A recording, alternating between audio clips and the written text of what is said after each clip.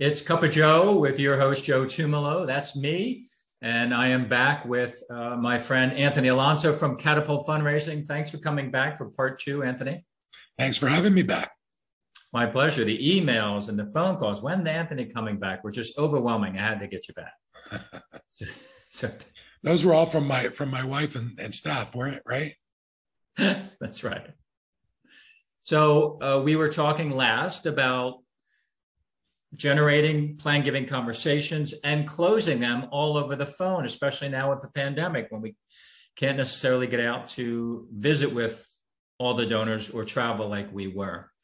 And it can be done. You taught me a long time ago that you can do this over the phone, that the majority of these are simple bequests, or even gifts that cost non-cash gifts now, like appreciated stock or IRA, RMDs, things like that. So this part two, we're going to get in a little more specific about the process, not just an infomercial. I mentioned on the part one that you guys outsource, you enable organizations to outsource these plan giving calls on a large scale.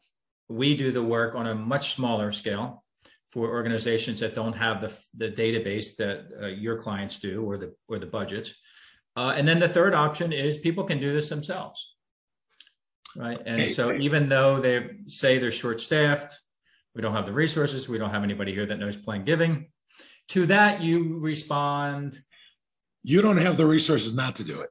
It's important that you do it. Nice. One of the things that, I know that a lot of times boards will look at this and say, well, that's money that's not coming in for a while. Well, when you look at the numbers indicate that when somebody makes a legacy gift, and you know this, Joe, their lifetime giving goes up 6 to 7 times what it previously was. So you're going to recoup this. So going back to your point, the question is getting into the weeds here, how is it that you do this? And the question we always ask ourselves as a firm is, if this was a face-to-face solicitation, what would you do? And then how do you use the mass instruments of mail, phone, email, and all the other channels that are out there now to personalize the appeal? First thing we like to do is send out a letter before any phone call is made. And that letter is designed to thank the donor, to let them know that a phone call is coming, and it comes from a donor, someone who has made the ultimate gift. We want the story to come from the perspective of a donor who's made a legacy gift, telling why they've chosen to make that gift. There's no more powerful story than a donor telling why they give back. And in an ideal world, in a face-to-face solicitation, you'd have a volunteer come out and make the ask with you. I know it doesn't happen all the time, but in an ideal strategy, that's what you do. We're trying to achieve that with that pre-call piece. And then we follow up with a caller who doesn't need to know anything about plan giving. All they need to do is be able to thank the donor and to identify interest. Ask, what did you think about what the letter had to say? How did you feel about what Jane Smith had to say in the letter? What are your thoughts on have you ever given any thought to making a legacy gift to the organization? That's their job to identify. Once the person says, I am interested, I thought, the letter was great, Jane Smith made a lot of great points, then it gets transferred over to a caller that has a little more depth, somebody who knows a little bit more about plan giving that can close the gift over the phone. So I'm often asked, well, who are these callers and where do you get them? Well, you mentioned in our last conversation that volunteers, you can get volunteers to do it. I'm not a big fan of getting volunteers to do it. Volunteers like calling their friends. It's difficult to train them. It's difficult to keep them on task and to get them to come in when you need them to come in. But you can certainly hire folks from your local community, pay them $15 an hour, have them come in and make these calls for you. It's predominantly a thank you call. There isn't a lot of asking, so you can get good people to come in and make those calls. The second tier of caller becomes a little more difficult because you need somebody who's a little more knowledgeable. But again, if you go to your local AFP chapter, your local Plan Giving Council chapter, and ask if there's anybody who wants to make these calls for you on their off time. Perhaps they have a full-time job or are a consultant and are looking to make these extra calls. Those folks are not going to be cheap typically. I mean, people are always shocked that I'm very honest about this, Joe. I say, we pay our folks, and this, 100 to 150 bucks an hour to make those calls. We want quality people making those calls. in the end, you're going to see results that are well worth that. And for a very nominal fee overall or budget, you're going to be able to achieve what it would take you 5 or 6 plan giving directors to achieve. Yeah, and in a short amount of time, in a short with less risk. And I always say to my clients, you can fire me anytime you want. That's right. You don't have to go to, there's no HR involved here. Or or we'll come to you and say, you know what, we're making the calls and it's just not working. The worst, remember, I remember you and I talking about this a long time ago.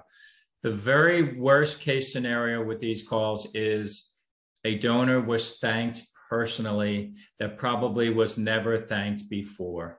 If that's the worst case scenario, and that's huge.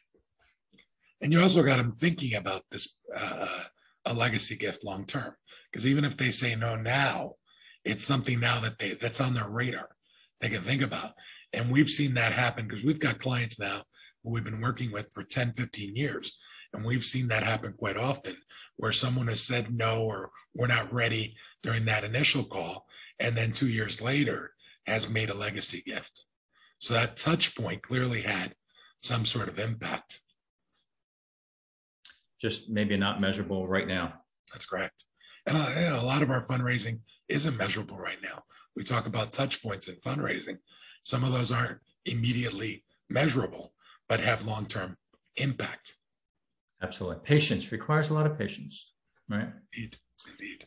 So to wrap this up, if people want to do it themselves, identify the list of loyal donors, especially those that if you have gift officers, nobody's calling on. Craft a pre-call letter. I assume not too long, but 2-3 page letters. Actually, probably they always do better. I know fundraisers always say I would never read a long letter, but every statistic, you know this, Joe, that we look at says the longer the letter, the better the results, and that's the case here. We typically go with a 2-page letter. We want to thank the donor and tell their story. If you can do that in a paragraph, you're a much better writer than I am. The old Mark Twain, if I had more time, I would have written a shorter letter. Right. And get somebody to make the calls, obviously. Hire somebody. Even if it is a donor and you want to pay them and they're willing to take the money, or maybe they'll just donate it back after the fact. And for that level 1 call, you really just need somebody that is a good listener, can speak well, ask good questions, and just be present and not interrupt people. I'm not afraid about the conversation. That's critical. So a more mature caller. Yeah, and has the big thing, as you know, has the discipline to keep making those calls. Indeed. And not get discouraged. Indeed. Because it is a numbers game. And then once you get people that say, sure, I'll have a conversation, call them as soon as possible. Don't let that lag too long and figure it out. You have options. You have people either in your community, in the business, email, call us. If we can't help you, we'll connect you with somebody else that can.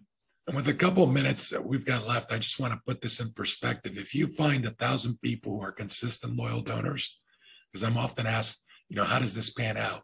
You're generally going to get you're going to reach about 55, 60% of those people over the phone. And of those folks, you're going to get about 25 to 26% or so on average to say yes to a second call. And then you're going to get 1 out of 4 of those to make a plan gift. So the way it usually shakes out on average per 1,000 prospects is typically between $1.2 to $1.5 million in closed plan giving commitments. Sometimes it could be much higher because you find some nuggets. And when you really dig deep into the numbers, you also find that about 25% of those people you call who say yes already had you in their will. You just didn't know about it yet. So it gives you a great opportunity to continue to cultivate and build that relationship with the donor. Awesome. Good stuff. Anthony Alonso, Catapult Fundraising. You can reach Anthony at Anthony A at catapultfr.com. I'm sorry, say that again because that was fast. Anthony A at catapultfr.com. FR.com. Okay. As in fundraising, catapultfundraising.com, catapultfr.com, or via phone at 702-508-0101. Wonderful. I'm your host, Joe Tumalo, CEO of Major Plan Giving Development. If we can be helpful to you, if you find yourself saying, man, there's so much potential with plan giving or even major gifts, but we really don't have a plan and figure out how to get there, maybe we can help.